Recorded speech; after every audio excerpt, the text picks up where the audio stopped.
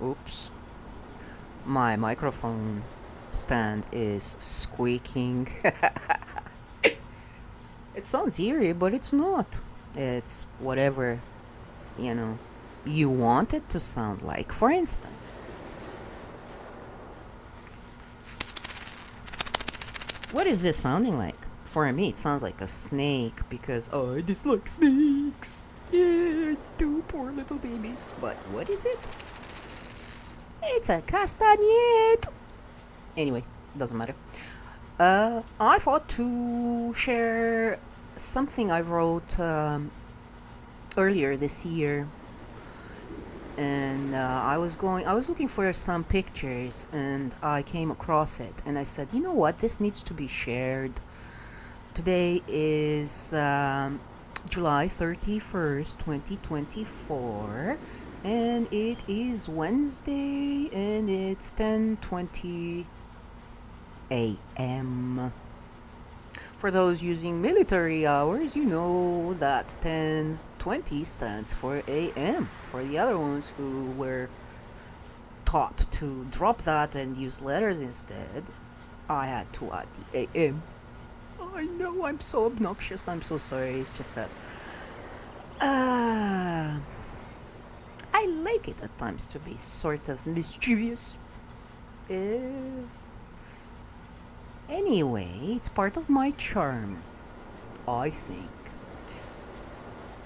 Alright, so I'm going to read this because I feel it came, well, everything that comes out, I put out, is coming from my heart.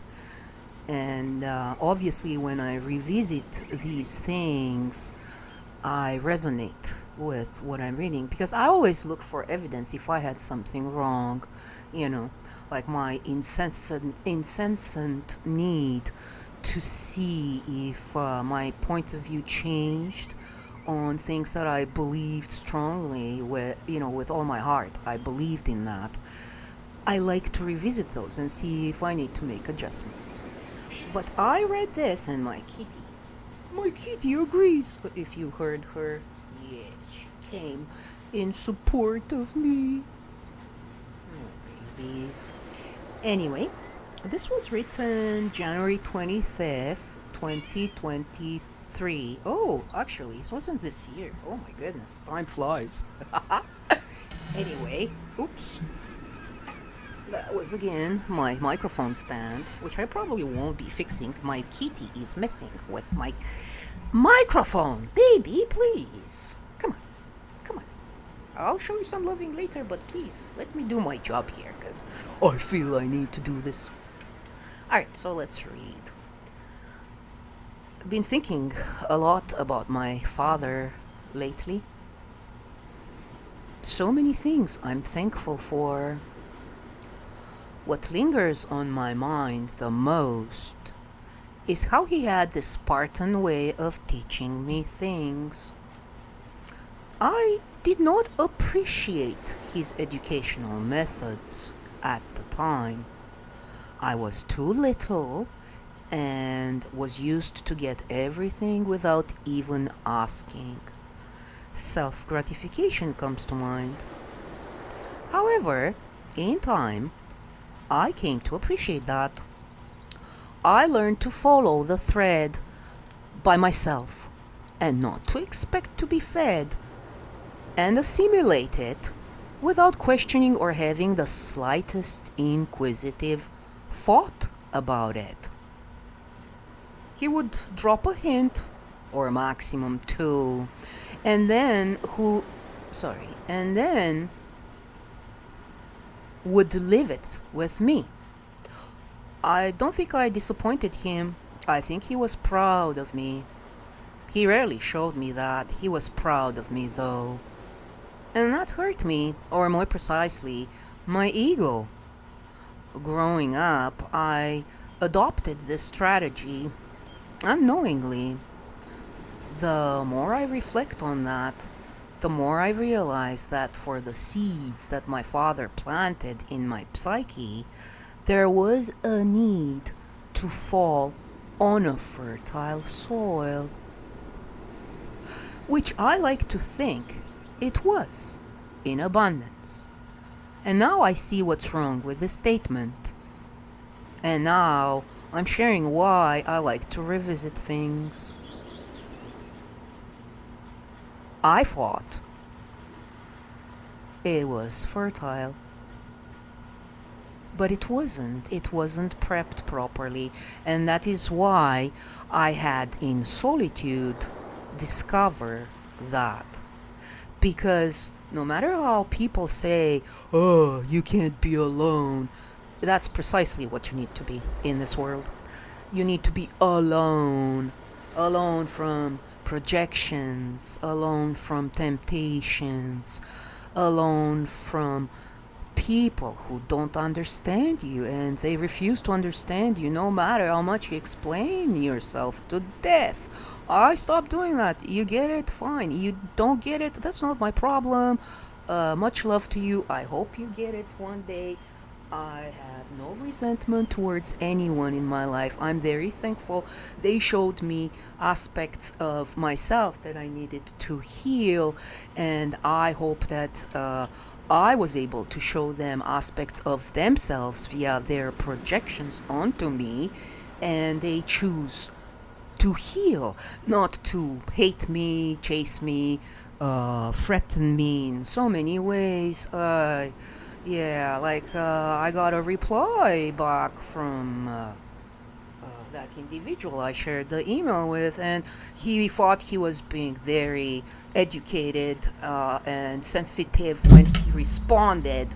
But instead, he ruined that with the last statement on his email. He said, go in peace, not in pieces.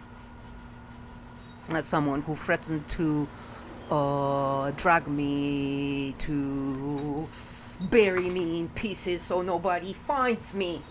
And I have that recorded, and that's what gets me. I was so kind, and I did not share that. I didn't share that with whom I was supposed to, because I still had hope. I always have hope. That's something that's never ever going to leave me. The only thing that I will insist with from now on is I'm not going to waste time, because it's obvious, it's a matter of choice, and this is something again that I had to understand. Everyone is responsible for the choices they make. And when they're not happy with whatever choices they made, they find someone to blame that on. And that's the ego talking. Because you see, ego is that actual evil, that little seed that is being put into you as soon as you come here. They show you, okay, you have to be like this, you have to be like that, you have to be like this, you have to. But then, once you grow up and you see how things really are, if you choose to, you know. You understand that ego is actually that seed of evil. that distorts your vision and your actions, and it takes you further and further away from who you actually are, a powerful being. A powerful being which only creates through love. A pure heart in balance and harmony. Anyway, that's what came to my mind reading this particular paragraph. Alright, let's continue. People have become so superficial, complacent, lazy, and shallow. The education system thoroughly took care of that, and obviously education has quotation marks. They expect everything to come on a silver platter without the tiniest effort from their part other than showing up for collection. I am tired of feeding others any obvious hints. This is not who I am. When there is no point wasting my already depleted heart hanging on to hope that miracles do happen. A miracle will only happen if you actually put the spiritual, soul-searching effort and your spiritual sweat into it. I didn't say spiritual, but I put it in quotation marks, so that's what I meant. Which is the total opposite of giving up and running scared with ego all bruised up, leading at the helm. We need to take the time and heal our hearts, and then our minds will heal. And then more windows of knowing, awareness will open. Love is the key. Sounds like a cliche, doesn't it?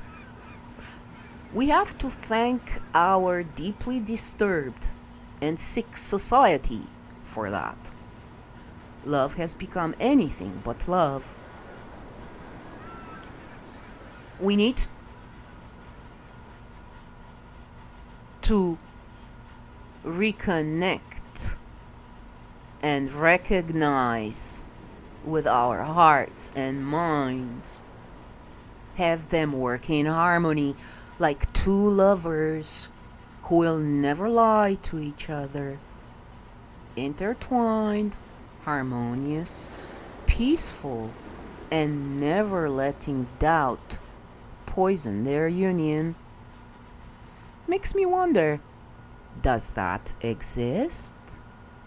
Because I feel with all my heart that it did exist.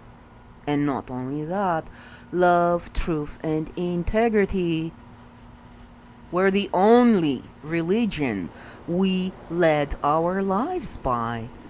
There are just a few magical beings left in this sewer,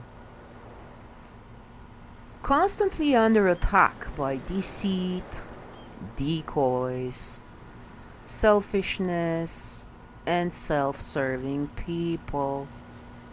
Artificial everything, looking for quick fixes in all the wrong places, outside of themselves. Like I said, before, I said that before. You're not alone. Just go deep inside, find your family, because that's where it resides, and that's how you connect to the original source, where you're coming from. I'm almost done with this reading. My father reminds me of Don Juan from Carlos Castaneda's books. I need to reread his books. Everyone should, in my opinion. And that will maybe heal my constantly tested heart from this deceiving, demented, twisted, inverted, upside down values fake and rotten to the core. Pun intended. Core as in heart. So, fake and rotten to the core world that we're forced to live in. There is no doubt in my mind that my soul was tricked unwillingly, sucked into this. There has to be a way. First step is I feel. Do not allow your heart to shrivel up and die inside. If there is one, if there is a way, and I feel there is, I will find it. Until then, I am trying my mightiest to stop fading away. And it is done, and it is so. I love you all. Take care.